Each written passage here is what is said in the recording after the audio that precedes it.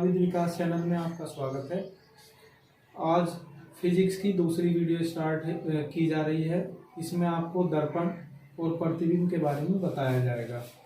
कृपया करें इस चैनल को सब्सक्राइब करें। अगर आपको देखिए, दर्पण किसी कांच के खोखले गोले का कटा हुआ भाग होता है। किसी भी कांच के खोखले गोले को अगर हम काट देते हैं तो एक दर्पण का आकार ग्रहण कर लेता है, जिसका एक पृष्ठ परावर्तक होता है। जिसके एक पृष्ठ पर परावर्तक यानी कि कोई भी आपतित किरण पड़ेगी, प्रकाशिक किरण पड़ेगी, तथा दूसरे पृष्ठ पर लाल ऑक्साइड का पेंट किया जाता है। उसके दूसरे हिस्से पर लाल ऑक्साइड का पेंट किया जाता है। ये पेंट इसीलिए किया जाता है जिससे जो प्रकाशिक किरण है वो उस दर्पण के आर पार न जा सके। दर्पण दो प्रकार के होते हैं। नंबर एक समतल दर्पण, नंबर दो गोलीय दर्पण। नंबर एक समतल दर्पण, वह दर्पण जिसका परावर्तक पृष्ठ समतल होता है, समतल दर्पण कहलाता है। जैसे घर में उपयोग किए जाने वाले शीशे, जिनमें हम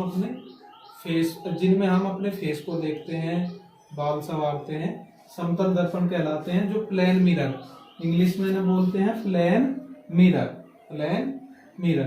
तो किस तरह का होता है उसका एक चित्र मैं आपको खींचकर बता रहा हूं।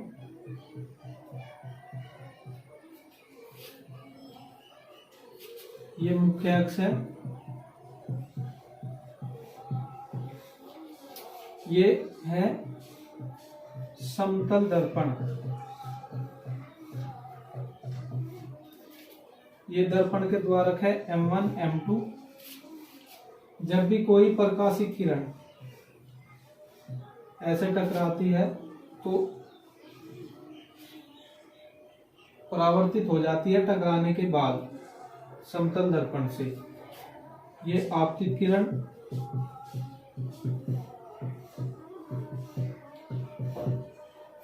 और ये परावर्तित किरण।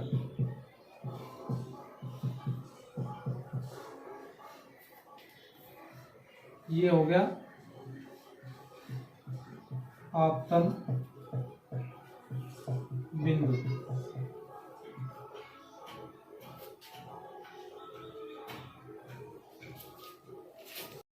देखिए दोस्तों, गोलीय दर्पण, वह दर्पण जिसका परावर्तक पृष्ठ गोलीय होता है, गोलीय दर्पण कहलाता है। ये नीचे मैंने किरण आरेख खींच रखा है, आप इसे भी देख सकते हैं।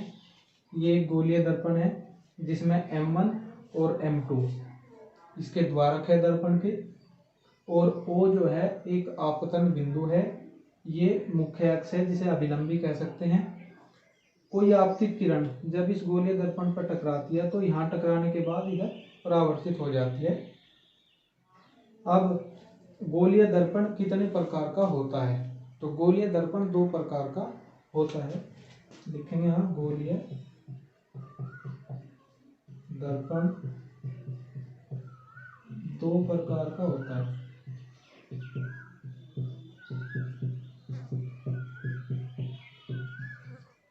नंबर एक अवतल दर्पण,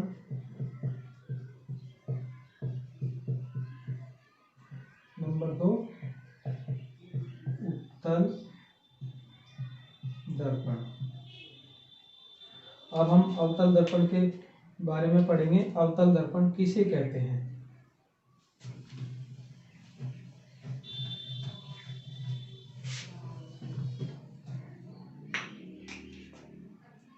अवतल दर्पण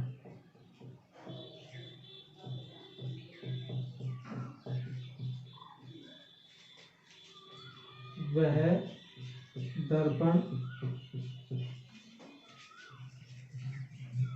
दर्पण जिसमें परावर्तन दबे हुए तल में होता है, अवतल दर्पण कहलाता है।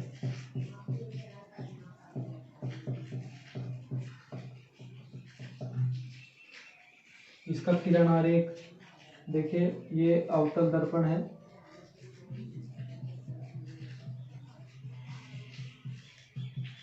M1 M2, ये दर्पण के द्वारक है।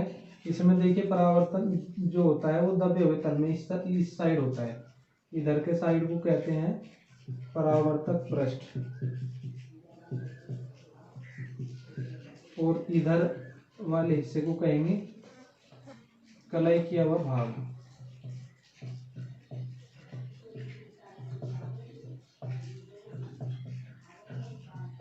इसमें लाल ऑक्साइड का पेंट होता है। वो इसलिए किया जाता है कि कोई भी परावर्तक परत पर कोई भी प्रकाश की किरण पड़े तो वो उसके आर पार न जा सके। ये मुख्य अक्ष है।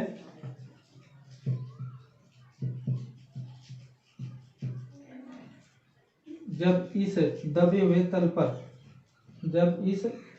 हुए तल पर कोई भी प्रकाश की किरण टकराती है तो वह परावर्तित हो जाती है।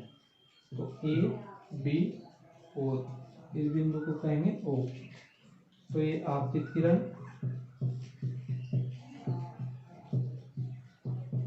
और ये होगी परावर्तित किरण।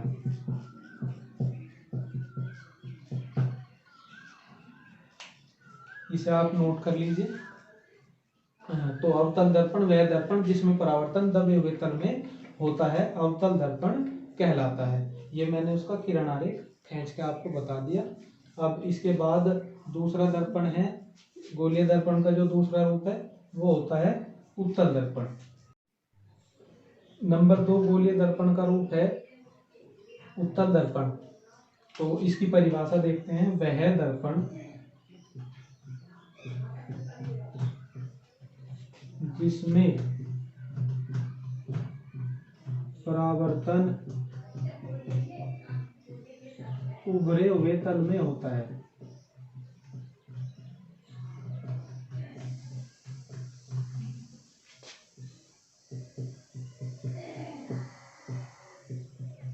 उत्तल दर्पण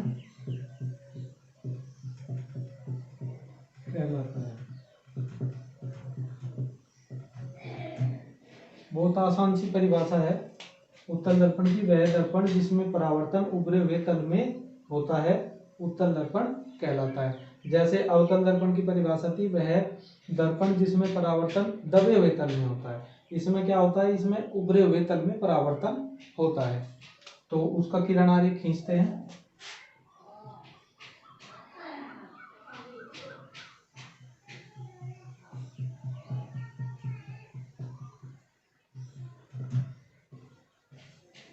ये दर्पण के द्वारक है, ये मुख्य अक्ष है, ये दर्पण का ध्रुव है ओ या पी भी कह सकते हैं इसे। कोई आपकी किरण ऐसे टकराती है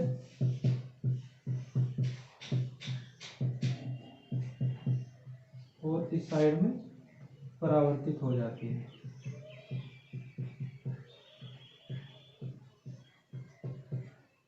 ठीक है, ए और बी। तो आप इसे ध्यान से देख सकते हैं कि उत्तल दर्पण वह दर्पण जिसमें परावर्तन उभरे हुए तल में होता है उत्तल दर्पण कहलाता है। उसका एक किरण आरेख है उत्तल दर्पण का। देखिए इसमें ये उभर रहा है, और अवतल में क्या होगा, वो दबे हुए तल में होगा, अंदर को दबा हुआ होगा, ये बाहर को उभरा हुआ होता है। M1 और M2 इसमें दर्पण के द्वारक है। ये मुख्य अक्ष है, ये दर्पण का ध्रुव है। कहीं P लिख देते हैं, कहीं O भी लिखा रहता है। और एक आपतित किरण AO जब दर्पण पर टकराती है तो परावर्तित हो जाती है, वो बन जाती है OB।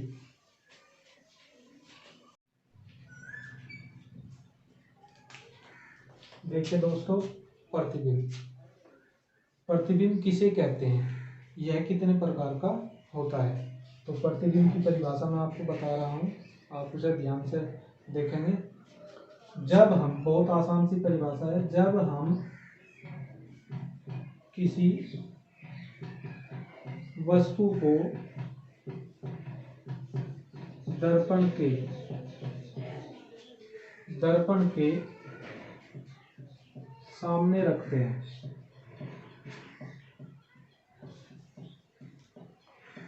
तो दर्पण में उस वस्तु की आकृति यानी कि इमेज, आकृति यानी कि इमेज बन जाती है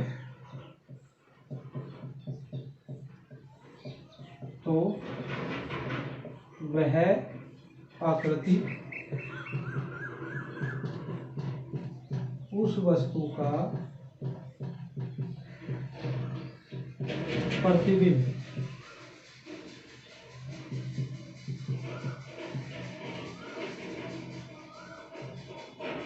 उस वस्तु का प्रतिबिंब कहलाती है। प्रतिबिंब दो प्रकार के होते हैं। प्रतिबिंब दो प्रकार के होते हैं।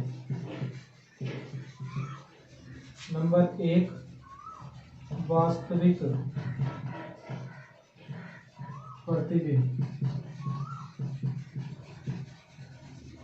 नंबर दो, आभासी प्रतिबिंब। वास्तविक प्रतिबिंब यानी कि रियल इमेज। रियल इमेज जो होगी सदैव जो है अवतल दर्पण में बनेगी।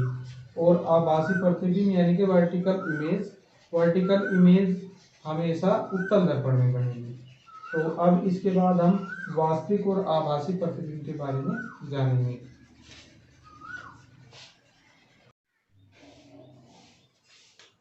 देखिए दोस्तों, नंबर एक है वास्तविक प्रतिबिंब। तो इसकी परिभाषा है, जब किसी बिंदु वस्तु से चलने वाली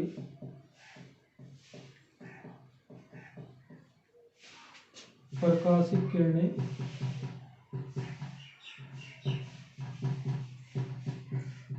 परावर्तन के पश्चात किसी अन्य बिंदु पर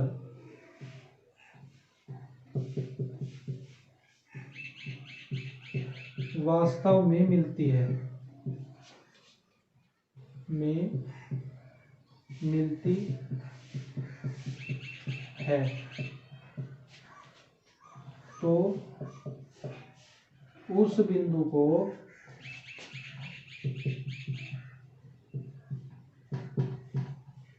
बिंदु वस्तु का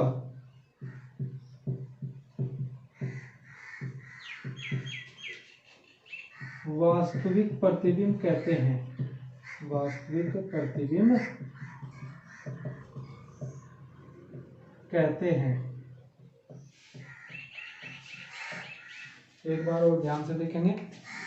वास्तविक प्रतिबिंब है जब किसी बिंदु वस्तु से चलने वाली प्रकाशित किरणें परावर्तन के पश्चात किसी अन्य बिंदु पर वास्तव में मिलती है, तो उस बिंदु को बिंदु वस्तु का वास्तविक प्रतिबिंब कहते हैं। यह अवतल दर्पण में बनता है। अब इसका किरण आरेख खींच लेंगे हम। तो किरण आरेख कैसे खींचेंगे, ध्यान से देखेंगे। ये कोई अवतल दर्पण है, यह है उसका कलाई किया हुआ हिस्सा। यह दर्पण के द्वारक M1 और M2। यहाँ है दर्पण का ध्रुव P और यह है मुख्य अक्ष।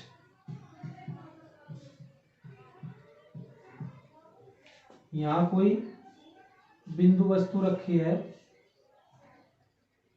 O dash. अब इस बिंदु वस्तु O डैश से कोई भी प्रकाशित किरण मुख्य अक्ष के समांतर चलेगी और दर्पण पर टकराएगी। दर्पण पर टकराने के बाद इस मुख्य अक्ष पर कुछ बिंदु और होते हैं, जैसे यहाँ दर्पण का ध्रुव P है, यहाँ दर्पण का मुख्य फोकस F और दर्पण का वक्रता केंद्र C। अब जब O' से कोई भी प्रकाशित किरण मुख्य अक्ष के समांतर चलेगी और दर्पण पर बिंदु A पर टकराएगी तो वह किरण परावर्तन के पश्चात दर्पण के मुख्य फोकस से होकर चली जाती है। दूसरी प्रकाशित किरण O' से चलेगी और दर्पण के वक्रता केंद्र C से होकर दर्पण पर टकराएगी, जो बिंदु B होगा, और जो भी किरण दर्पण के वक्रता केंद्र से होकर जाती है वह किरण अपने मार्ग पर, उसी मार्ग पर लौट आती है, तो वह पुनः उसी मार्ग पर लौट कर वापस चली जाएगी। जहाँ ये दोनों किरणें एक दूसरे को काटती है वहाँ इस बिंदु वस्तु का प्रतिबिंब होगा और वो भी उल्टा। तो यहाँ होगा I', ये होगा I।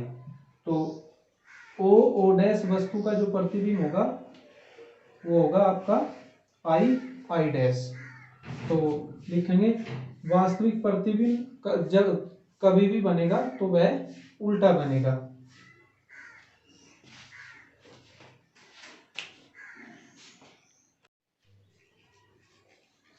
देखिए नंबर 2 है आभासी प्रतिबिंब। जब किसी बिंदु वस्तु से चलने वाली प्रकाशित किरणें परावर्तन के पश्चात किसी अन्य बिंदु से आती हुई प्रतीत होती है तो उस बिंदु को बिंदु वस्तु का आभासी प्रतिबिंब कहते हैं। यह उत्तल दर्पण में बनता है और सीधा बनता है। जैसे वास्तविक प्रतिबिंब उल्टा बनता है उसी प्रकार आभासी प्रतिबिंब सीधा बनता है। वास्तविक प्रतिबिंब अवतल दर्पण में बनता है और आभासी प्रतिबिंब उत्तल दर्पण में बनता है। तो एक बार परिभाषा में आपको पुनः दोहरा रहा हूं। जब किसी बिंदु वस्तु से चलने वाली प्रकाशित किरणें परावर्तन के पश्चात किसी अन्य बिंदु से आती हुई प्रतीत होती है तो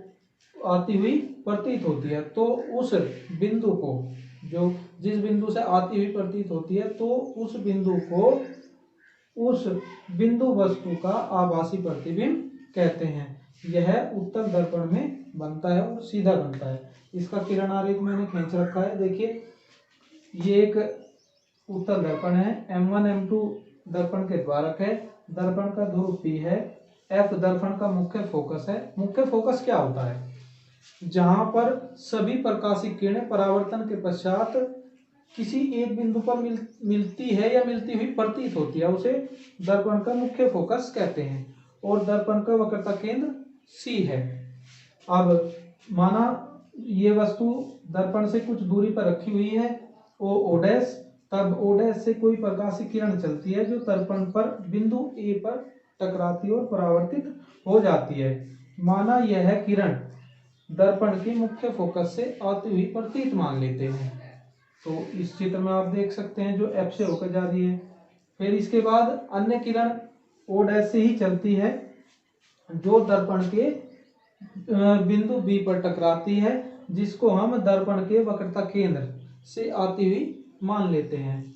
ये दोनों प्रकाशित किरणें जहां एक दूसरे को काटते हैं वहीं उस वस्तु O' का प्रतिबिंब I' बनता है और यह प्रतिबिंब कैसा बनता है? सीधा। जबकि अवतल दर्पण में प्रतिबिंब कैसा बनता है? उल्टा।